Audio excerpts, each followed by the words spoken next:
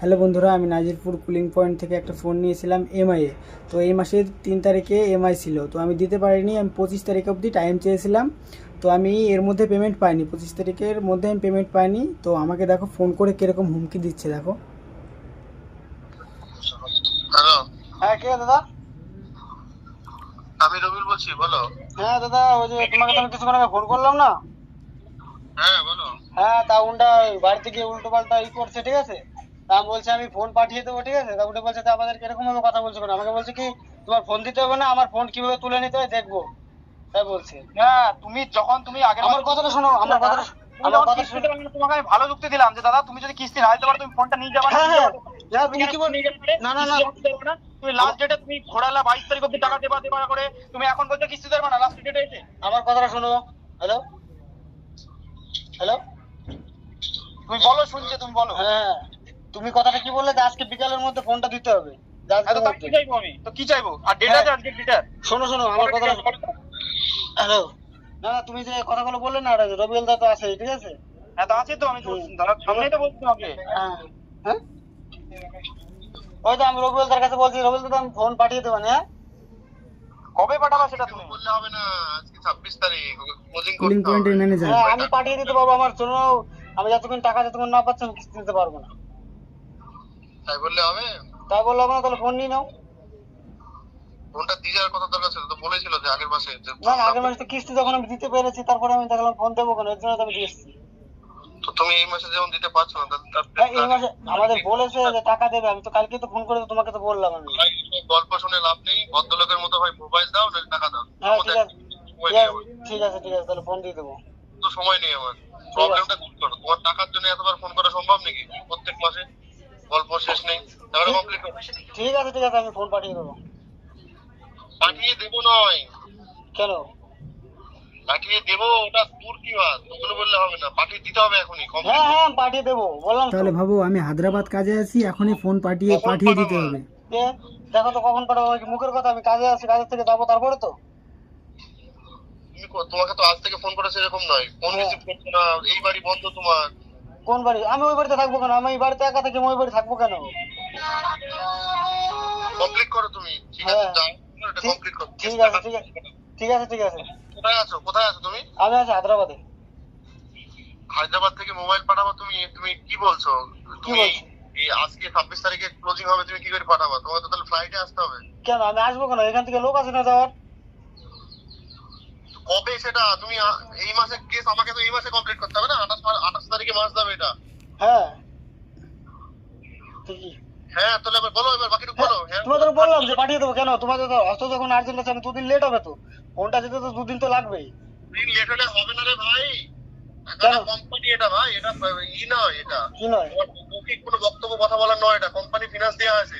হ্যাঁ, অত সস্তা জিনিস নয় এটা। কেন? কোম্পানি টাইম দেয় না?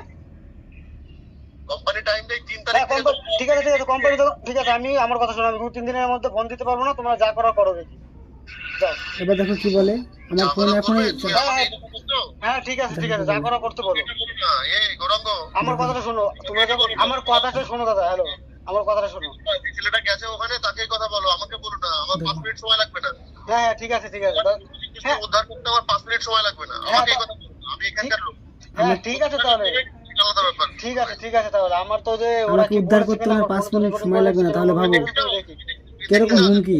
তুলতে পারবো কিনা দেখতে চাও তুমি আমার কাছ থেকে এই বলো। দেখো দেখো, হ্যাঁ চ্যালেঞ্জ করে বলো, আমি করে রাখছি। চ্যালেঞ্জ চ্যালেঞ্জ করে করে। কেন? তোমাদের যখন এই যে তুমি যখন বলছো যে শুনতে পারবো না, তাহলে তখন লোনটা যখন তুমি অন কল ফোনে বলো না, তুমি কি চ্যালেঞ্জ করছো আমার সঙ্গে যে টাকা আমি শুনতে পারবো না তোমার কেন? সঙ্গে? বলো। তাহলে তুমি বলো যে আমি টাইম দিতে পারবো না, তুমি বলো।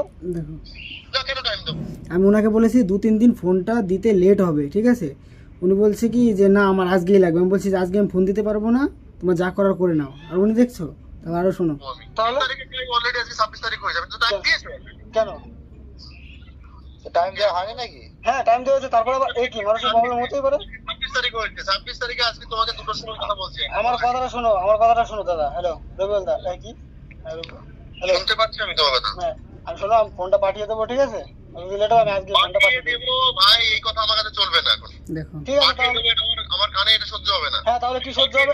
দেবো এগুলো না, এখন টাকা দাও, যখন পাঠাবা তখন আমি টাকা রিটার্ন করে দেবো। না না না, আমি তাহলে টাকা পাঠিয়ে দেবো, কমপ্লিট করো কেসটা। কেন? আমার কাছে এখন নেই, তুমি টাকা পাঠিয়ে কমপ্লিট করো কেসটা। কেসটা ওপেন করে আছে রে, ক্লোজ করতে হবে। ঠিক আছে আমার কথাটা শোনো, আমার কাছে তো নেই এখন, তাহলে আমি দেবো কোথা থেকে সেটা বলো। তোমার কাছে নেই, তোমাকে ম্যানেজ করে দিতে হবে। তুমি ফাইন্যান্সের জিনিস নিয়েছো, তোমার কাছে নেই, এই কথা শোনা আমাদের শুনতে পারবো না আমরা। কেন ফাইন্যান্সে যখন লেট হয়, যখন লেট হয় তখন তো 600 টাকা করে তো ফাইন তো নিয়েই নেয়। আরে 600 টাকা ফাইন তুমি কি মনে করছো? 600 টাকা ফাইনে সবকিছু হয়ে যায়। আজকে 600 টাকা ফাইন তুমি না দিয়ে তুমি 600 টাকা দিতে হবে না তুমি আমাকে। না না, দিতে টাকা দাও। সেটা ঠিক আছে, আমার কাছে তো এখন নেই, আমি দিতে পারবো না। এবার তোমরা যদি বলো জোর জবরদস্তি তুমি নিয়ে নেবে, তাহলে দেখি নাও, আমি আর তাছাড়া আর কি বলবো। জোর অবস্থা নয় ভাই, তোমার শ্বশুর বাড়িতে ওখানেই ওই ছেলেগুলো বসে থাকবে সারাক্ষণ ধরে। হ্যাঁ বসে থাকো যন্ত্রণা কিভাবে জল তুলতে হয় আমাদেরকে এইসবগুলো শিখায় না, ঠিক আছে? কিভাবে জল তুলতে হয় একদম পুরো একদম থই থই করে দেবো। ঠিক আছে ওয়াটবার করে বলছি। কিরকম হুমকি তাহলে ভাবো। দাদা উনি বাইরে গিয়ে উনি কুলিং পয়েন্টের ম্যানেজার হুমকি দিচ্ছে, হুমকি, তাহলে ভাবো। নাজিরপুরের কুলিং পয়েন্টের ম্যানেজার। ঠিক বীর ভাবছে, আমি পরিষ্কার আমি বাইরের ছেলে হয়ে বলছি ওকে। এই দেখো বাইরে গিয়ে ভাবছে নিজেকে বীর হয়ে গেছে। না বাইরে- কথাটা বলছি না, বাইরের ছেলে। আমি ওকে বলছি, ওকে যদি এলাকায় থাকতো ওর সাথে ফোন কেন, ওর টাকা কেন, ওকে যদি না আমি ওর কাছ থেকে ফোন নিতে পারতাম, আমার নামটা চেঞ্জ করে দিতাম, ঠিক আছে? কি বললে? আমি তোমার নামটা আমি চেঞ্জ করে দিতাম, ঠিক আছে? আমার নাম চেঞ্জ করে দিত, তাহলে ভাবো কিরকম হুমকি। আমার নাম চেঞ্জ করে দেবে কুলিং পয়েন্টের চামচারা। পারতাম না পারতাম। কি বললে? তুমি আমাকে ভাবছো যেরকম গল্প দিচ্ছ না, তুমি সামনে দাঁড়িয়ে গল্পটা আমাকে দিও দিনে আমার সামনে। হ্যাঁ ঠিক আছে বাড়িতে গিয়ে দেবো, তোমার কত সমস্যা দেখবো। সামনে গিয়ে দেবো, সামনে গিয়ে সত্যি দেবো, তারপর তোমার সামনে বাড়িতে গিয়ে দেখবো, ঠিক আছে? হ্যাঁ, তুমি ফোন দেবে না, ফোন দিতে হবে না, টাকা দিতে হবে না, তুমি বাড়ি এসে আমার সামনে এই কথা তুমি আমাকে বলো। ঠিক আছে ফোন দেবো না, কি ঠিক আছে দেবো না। তোমার সামনে আমি বলবো, ঠিক আছে? আমি ফোন তুলতে পারি না, কি কিস্তি দিতে পারি। ঠিক আছে বলবো, দাও, ঠিক আছে বড় বীর কথাবার্তা তোমার ছাড়িয়ে দিতাম আমি। ঠিক আছে তাহলে ভাবো হুমকি দিচ্ছে। বুঝলা? হ্যাঁ আমি তো বললাম, ঠিক আছে তোমার বাড়িতে সামনে গিয়ে বলবো। বাইরে ফোনে গল্পটা দিচ্ছ তো? হ্যাঁ ঠিক আছে, বাড়িতে যখন থাকবো দেখবো তুমি কি করতে পারো, ঠিক আছে? বললাম তো তোমাকে, আমি গল্পটা যেরকম দিচ্ছ তুমি এই গল্পটা তুমি পরে দিতে আমাকে সামনে দাঁড়িয়ে। হ্যাঁ, তাহলে যখন গেছিলাম হাত পা কাঁপছিল কেন? আমি হাত বলে পা কাঁপছিল কেন? বলে কিস্তির সময়? গাছ তো বলে কাঁপছিল। তাই না? হ্যাঁ তাই না? হ্যাঁ বললাম তো। হ্যালো, হ্যালো, কি?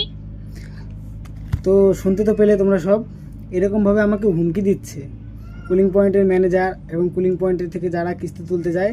আমাকে বাড়িতে পায়নি, আমি কাজে চলে এসেছি, আমার শ্বশুর বাড়ি গিয়েছে, তাও আবার কোনো হোম ভিজিট ছাড়া আমার শ্বশুর বাড়ি গিয়েও আলতু ফালতু কথা বলছে। আমি এখন বাইরে আছি। তো বন্ধুরা, তোমরা এই ভিডিওটা এতভাবে শেয়ার করবে, আমি এখন না কোনো কিছু করতে পারছি না কিছু করতে পারছি, তোমরা এমনভাবে শেয়ার করবে যাতে সবার ফোনে এই জিনিসটা যায় আর সবাই দেখুক নাজিরপুরের কুলিং পয়েন্টের ম্যানেজারের কী আসল পরিচয়।